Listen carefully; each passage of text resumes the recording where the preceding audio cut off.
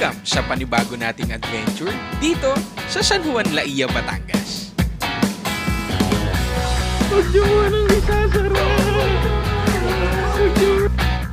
Samahan nyo kaming mag-raw camping sa napakagandang lugar na ito.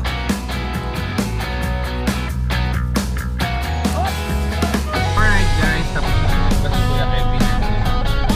Grabe, ang ganda dito guys.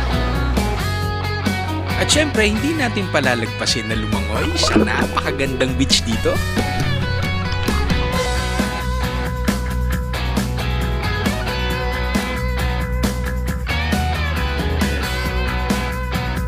O papano? Tara, sama kayo sa panibagong adventure ko.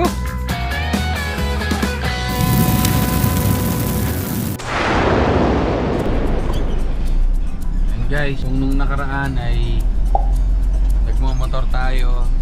Tapos yung adventure namin, yung trip namin sa Bohol, nag-aeroplano tayo. Ngayon naman ay magsasasakyan tayo. Papunta tayo ng Laia, Batangas. At ngayon, kasama natin si Kuya Dong. Yo!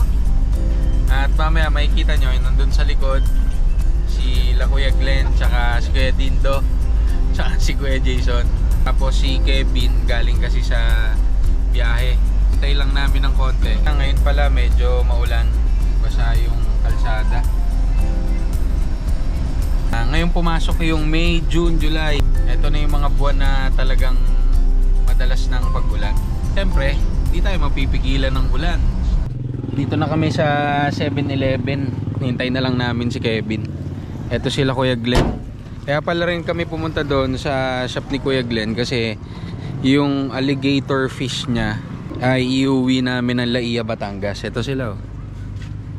Yung si Kuya Glenn tsaka si Kuya Dindo. Andun yung alligator fish. Eto na si Kuya Kevin. Say hi.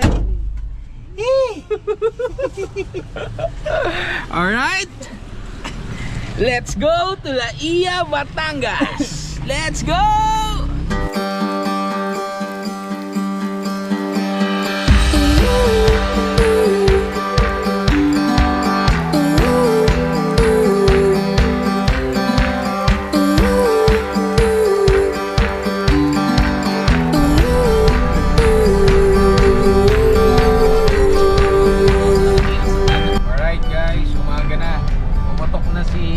Haring araw. Ito na, maliwanag na.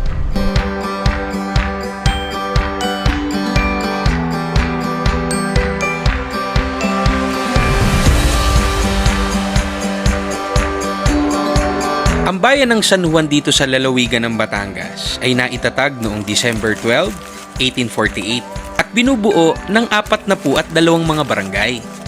At ayon sa census noong 2020, ang bayan ng Laia ay merong populasyon na 114,068 na binubuo ng humigit kumulang 27,500 na mga kabahayan. Sikat na sikat din ang bayang ito sa magagandang beach, pampribado man o pampubliko.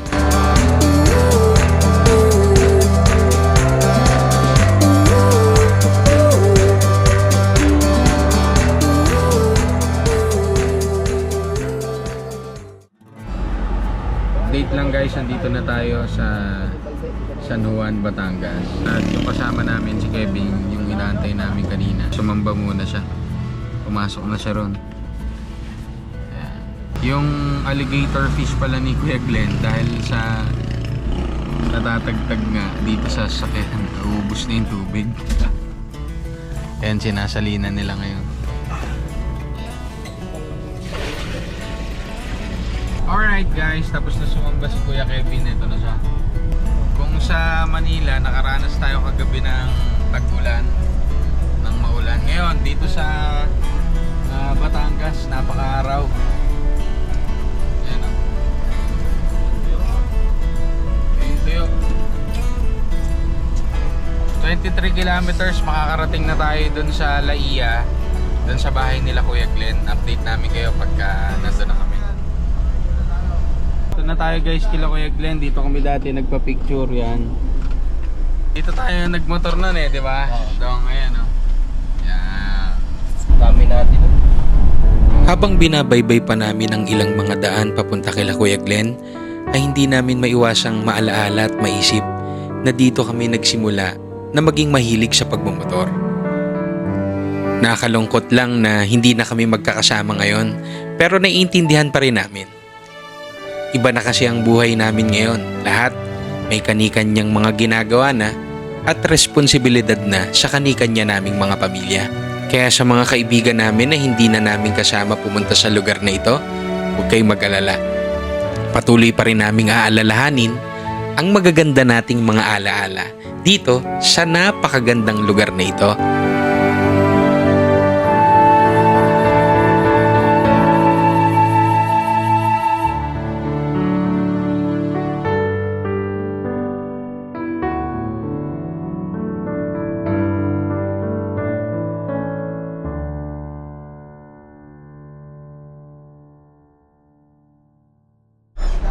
Saan? Dito na tayo magpa-parking.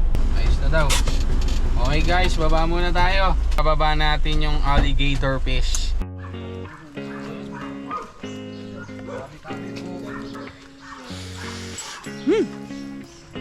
Amoy probinsya.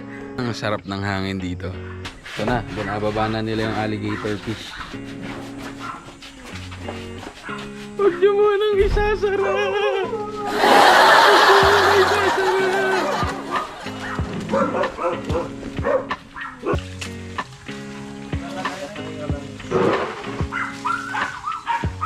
Dito yung bahay na pinag-stayan namin.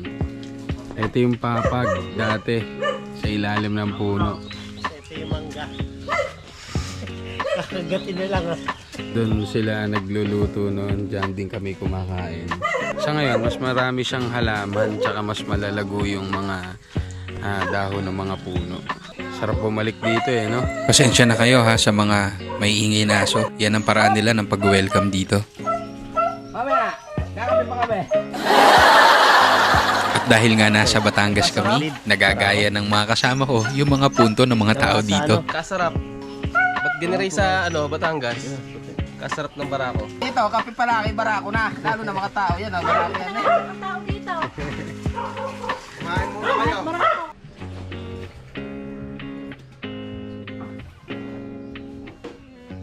Yun. Dito natin sinut yung una nating vlog after 2 years. Alright. Mag-charge muna kami ng mga gamit namin dito, ng camera, ng drones. Tsaka magpapahinga kami ng konti, tapos kain din ng konti. Pagka maya-maya tapos na kami magpahinga at kumain, ay pupunta na tayo dun sa ating pagkakampingan. Alright, let's go, let's go. Dami. Ang tawag sa isla na to, kuya? Bangus. Paksiw na bangus to, no? Yo. Paksiw na bangus.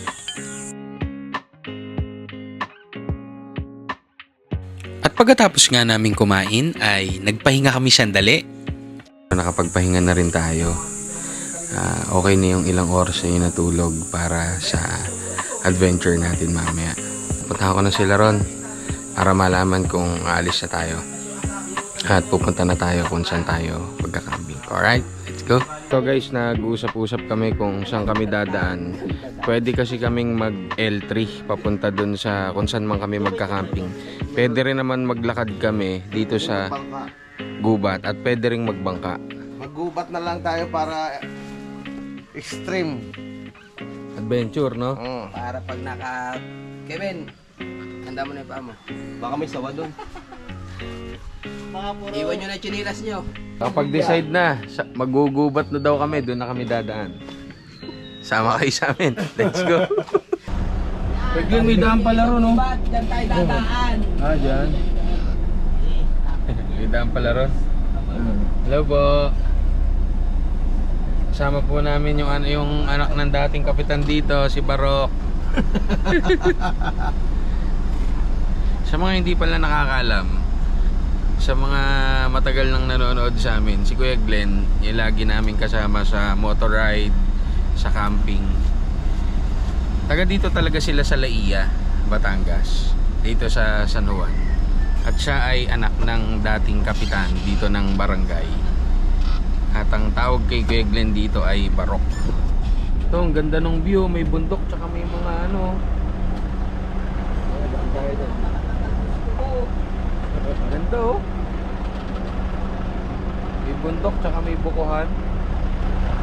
Alright. Dito na tayo sa bahay ng pinsan ni Kuya Glenn. At dito tayo magpa-park. Ang sabi pala ni Kuya Glenn kanina, lahat daw ng gamit namin isasakay sa tricycle papunta kung saan man kami magka-camp. Tapos kami maglalakad na lang. Hindi namin napuntahan to nung unang nagpunta kami dito sa Laia. At dahil nga may kalayuan pa ang lugar kung saan man kami magka-camp, isinakay muna namin ang aming mga gamit sa tricycle. Jason!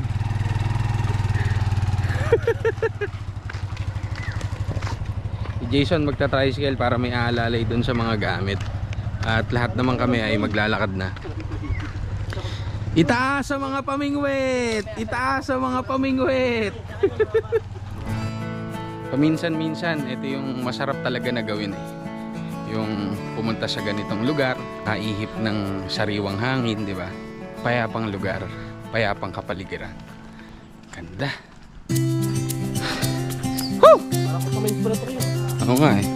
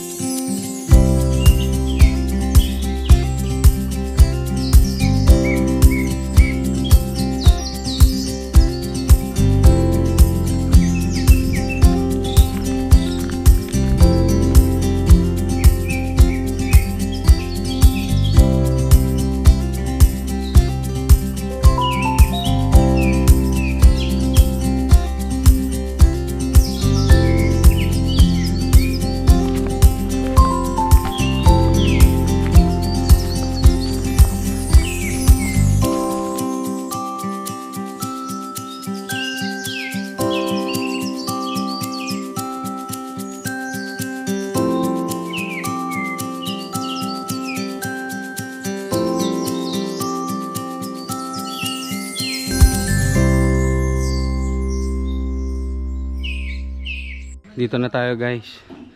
Kuya, salamat po. Thank you po. Ang bait ng mga kamag-anak ni Kuya Glenn dito sa Batangas. Talagang asikaso kami. At mula rito ay bubuhatin na namin itong mga gamit.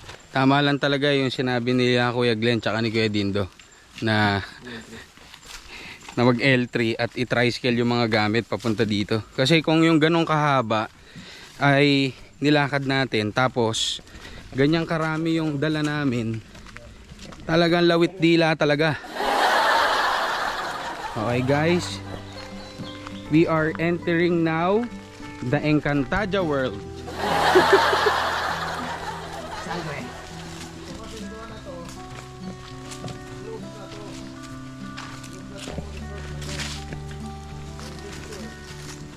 Gubat na rito guys, gubat na, gubat. Let's go.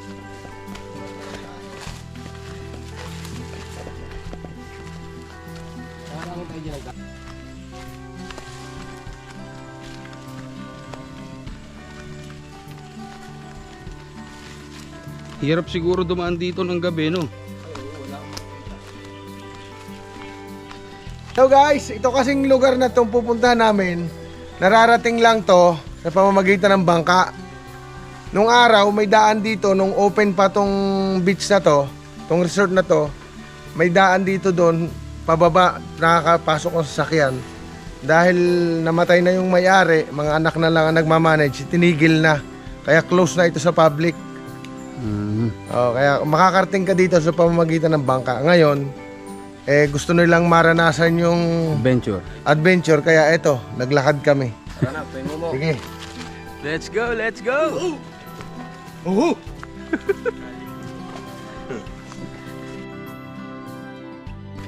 Ito yung tinadaanan namin guys.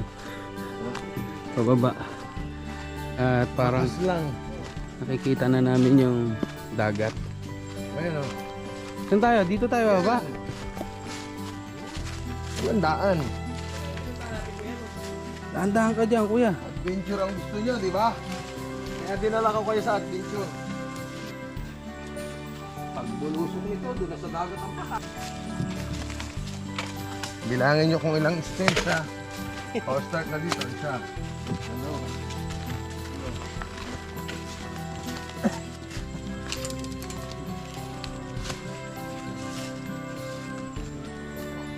Ito, hagdan na to ha. Hagdan na yan.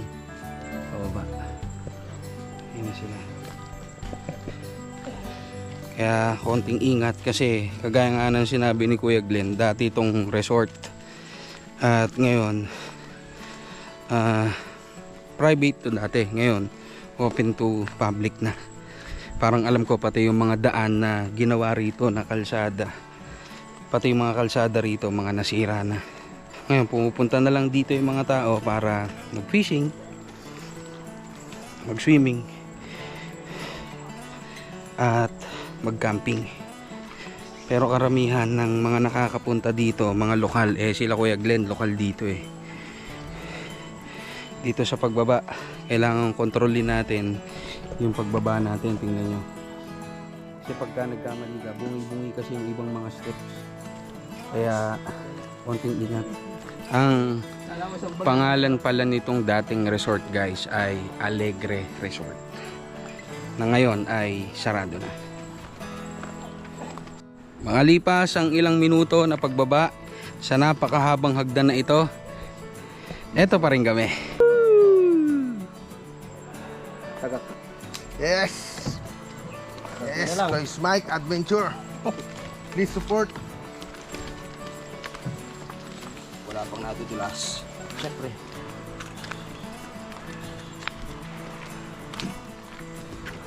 Medyo naririnig ko na yung lagaslas ng tubig dito guys. Update ko kayo mamaya pagka nandun na kami sa baba. Papakita namin yung view sa inyo. At kung may chance tayo, makapagpalipad tayo ng drone para makita nyo yung ganda ng paligid nitong pinuntahan namin. Alright, let's go!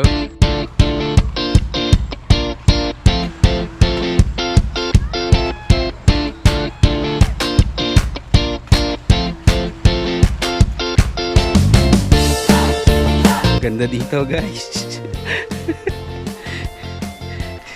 Dagat na. Ito guys oh.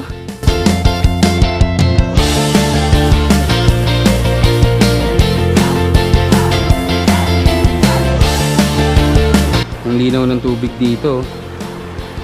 Tingnan nyo.